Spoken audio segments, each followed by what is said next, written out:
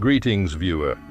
In this infomercial, I'll teach you the basic components that consist the inside of an egg. I am joined with LRAD Management Committee member Juan de Castro in this demonstration. But first, before we crack open its shell, Juan here will show you a nifty little trick that'll help you determine whether you should keep using your eggs or not.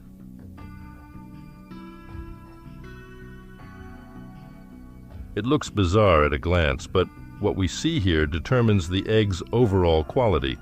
Inside of an egg, there is a small pocket of air, and over time, as the egg begins to age, that pocket of air begins to increase in size.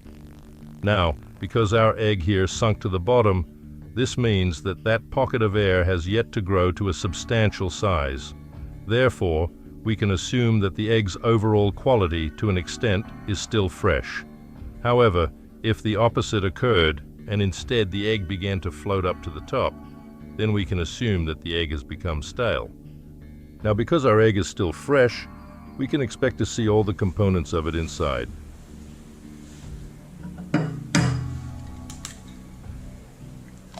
As we can see in our yolk and whites, it seems like a promising amount of the egg's components are visible.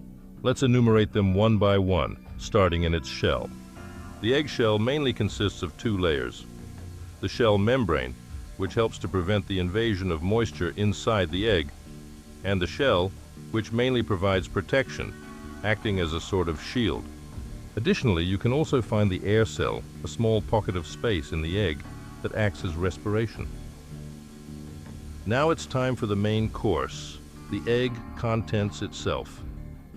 Here there are three main components. The thin albumin is the farthest from the yolk and surrounds the thick albumin, which surrounds the egg yolk, acting as a cushion for it. Within the thick albumin lies a string-like substance called the chalaza. This strip near the yolk helps keep its means centered in the shell. The albumin layer is usually called the egg whites and is a usual source of protein. But it does not contain as much as the egg yolk itself, which is held intact by the vitellin membrane, a thin layer that surrounds the yolk that helps keep its round structure. Additionally, within the yolk, if you look closely enough, you'd also see a small circular shape that's colored lighter than its surroundings.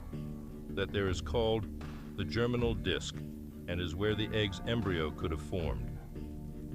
Seemingly all the visible components of an egg are present. Thus, that would mean that this demonstration has been quite a success. We and Juan thank you for your cooperation, and we fully hope that you at least learnt something new from this. Tune in next week for the dissection of. Until next time.